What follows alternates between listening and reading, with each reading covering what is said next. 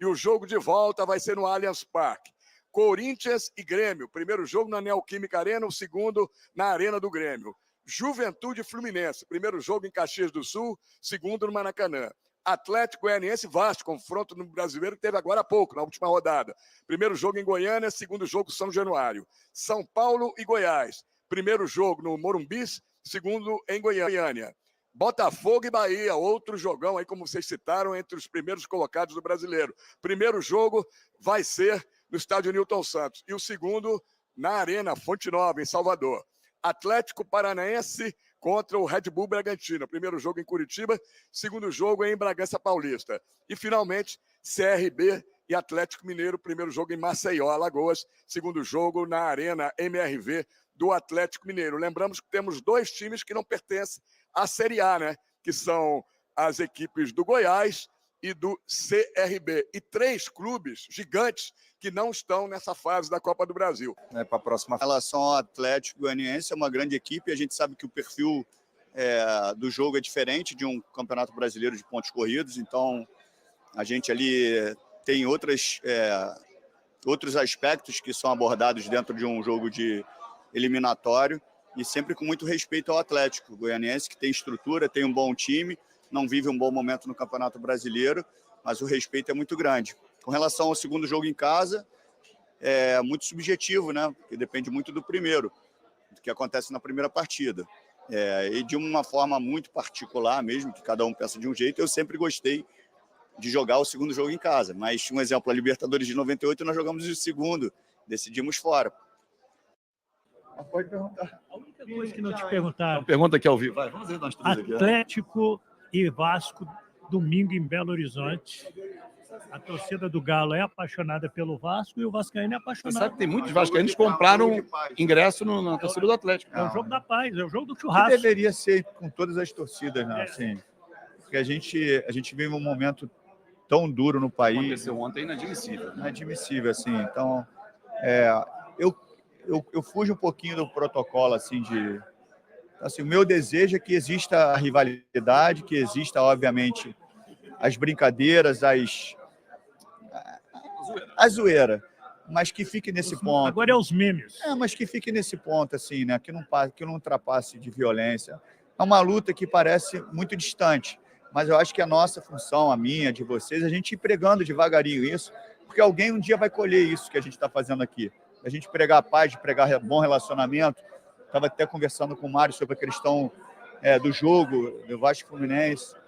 Não tem por que eu brigar com o Mário, não tem por que. A gente precisa do diálogo. A rivalidade ela vai existir num campo, obviamente, das instituições de forma respeitosa, mas violência não. E você me fez lembrar Edmundo Santos Silva, quando foi presidente do Flamengo, ele botou o Eurico para ser o representante do Flamengo. E um dia o Eurico falou, por que você me botou? Ele falou, se é bom para o Vasco, é bom para o Flamengo. Então, é o que você está dizendo. Se é bom para o Fluminense, é bom para o Vasco, é bom para o Flamengo, é bom para o Botafogo. O pau tem que quebrar no bom sentido é quando a bola rolar. É o time do Vasco ser melhor do que o Fluminense, é o time um superar o outro na bola. Na bola, e essa é a intenção. E até para a logística de jogos, que que eu falei até com o Fábio antes, da gente estar resolvendo onde vai jogar, é tudo muito difícil. Assim. A gente tentou para Brasília está com agenda, aí Maracanã não dá, aí tenta Cariacica, e Cariacica não dá. E já é uma possibilidade, assim. É uma possibilidade. Te libera? Aí o Mário vai conduzir bem com ele. Vai jogar no tapete? Tapetinho é bom, o Geão é um gramado que me agrada. Para fechar, Mina, tem chance? Quem? Mina. Depois a gente conversa. Valeu, Pedrinho. Abraço. Valeu, ídolo. É isso. Então, fechamos. Com o Pedrinho, com o Wellington Campos. A nossa lá. Na hora, cantamos e tudo aqui. Ele riu, hein? Ele riu e falou, depois conversamos. E riu, ficou vermelho. Você sabe que quase eu perguntei para ele se o Vasco ia dar trabalho? Eu não perguntei. Se não tivesse nada, ele ia falar que não tem. Ele riu. Com a nossa experiência... Tem. Isso é um sinal. Lá em Formiga, Minas Gerais... Fala. Quer dizer que tem caroço debaixo desse angu. E é um belo zagueiro, hein? Baita zagueiro. E novo, hein? Não, acho que o Mina não tem 30 anos. Acho que 29, 28, 29. Se alguém tiver rapidinho... Bota aí a idade do Mina aí pra gente aí, mas eu não lembro. Você está enxergando aqui lá? Então, portanto, galera, você conseguiu acompanhar nesse momento as palavras do presidente do Vasco da Gama para o fanático vascaíno Fábio Azevedo. Você conseguiu acompanhar nesse momento, inclusive, vai todo mundo lá no canal do Fanático Vascaíno, é muito importante fortalecer o nosso parceiro.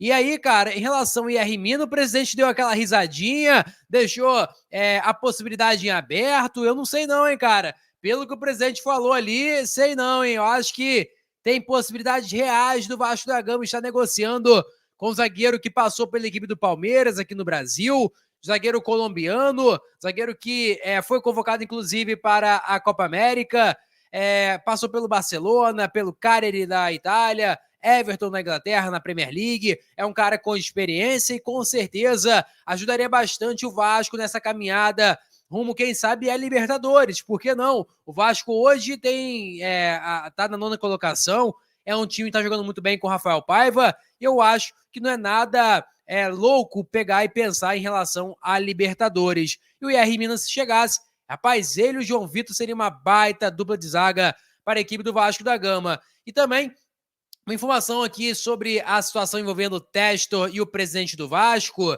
Ele, após o presidente do Vasco ter dado uma declaração e tudo mais, que gerou alguma polêmica e tal, agora o John Testor, em suas redes sociais, ele pegou e se posicionou, deu uma resposta. Inclusive, vou colocar para vocês aqui agora na tela, ó, tá aí na sua tela para você conseguir acompanhar, ó.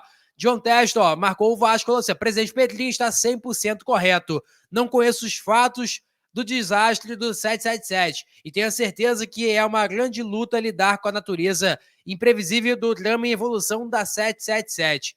Os meus comentários foram certamente um tanto teóricos e eu estava apenas a tentar falar sobre o impacto que essa situação tem em percepções globais. Aplaudo os esforços dele para proteger o seu clube e desejo ao Vasco apenas os melhores resultados, a não ser que estejamos nos enfrentando, é claro. Mesmo que cada um pensa de um jeito, eu sempre gostei de jogar o segundo jogo em casa. Mas, um exemplo, a Libertadores de 98, nós jogamos o segundo, decidimos fora. E foi bom porque nós fizemos um bom resultado no primeiro jogo. Por isso que eu falo, depende muito do que acontece na primeira partida. Pedrinho, essa janela do Vasco foi uma janela muito intensa, né? O Vasco já, enfim, trouxe 4 jogadores. O que vocês planejam o time num bom momento? Se falou muito sobre a possibilidade de vinda de um zagueiro, da importância de um zagueiro. Tem número de contratações que vocês pensam para frente e o zagueiro está incluído nessa ideia ainda? A gente não pensa em quantidades em si de forma muito pontual. E como o mercado ele é muito duro, a gente trabalha de uma forma bem sigilosa para não abrir. Obviamente, a gente sabe que todos os clubes têm uma análise de mercado e de desempenho forte. Obviamente, todos os jogadores que nós rastreamos e mapeamos, os outros clubes também fazem isso. Todos os clubes têm uma prateleira de orçamento, né? Então, obviamente, de repente, a nossa prateleira é diferente de alguns outros clubes, mas a gente sempre trabalha em sigilo. Então, assim, a gente está na expectativa ainda de mais 1 ou 2 contratações. É muito difícil, né? Mas além da janela, obviamente, a gente tinha uma recuperação dentro do próprio elenco. De potencializar o jogo deles, eles tinham um abalo emocional estruturado ali muito ruim, né? Uma mentalidade muito ruim que foi impregnada ali. E eu sabia do potencial deles técnico e de rendimento e de competitividade. A gente está, obviamente, percebendo isso. Mas tem mais coisas que a gente pode acrescentar para que a gente seja forte até o final da temporada. Como é que está a tua expectativa, Pedrinho, sobre a estreia do Coutinho, né? Até para dar ritmo de jogo para o resto da temporada, para jogos decisivos de Copa do Brasil? A gente tem que ter cuidado, porque a gente sabe que, apesar de, obviamente, ele estava em atividade, né? Ele passou um período de férias, tem todo um cronograma bem elaborado para que ele atue, e isso vai ser respeitado, obviamente, dentro da preparação física e do departamento médico de fisiologia. Então, a expectativa e a ansiedade é grande, mas a gente tem que saber que a gente precisa dele para toda a temporada, o restante da temporada. Então, o momento certo vai direcionar para que ele atue já alguns minutos, não sei quando, mas vocês vão saber brevemente. Galera, você conseguiu acompanhar nesse momento as palavras do presidente do Vasco. Lembrando também que saiu uma informação agora da galera da Arena Cruz Maltina, que o Criciúma tem interesse no Serginho, informação, tem interesse no atacante Serginho. o clube catarinense buscou informações e iniciou conversas para contar com o atleta até o final do Campeonato Brasileiro. Portanto, pode ser mais um nome que está na barca do Vasco da Gama para sair nessa janela.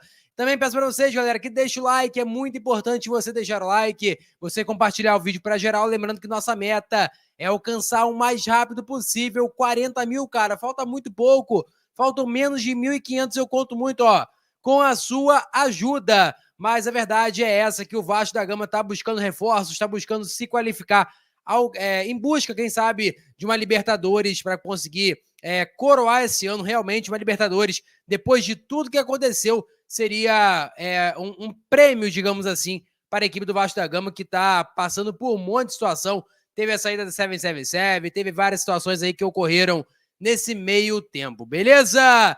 Vou ficando por aqui, galera. Deixa o seu like, é muito importante. Vou ficando por aqui, valeu, tamo junto.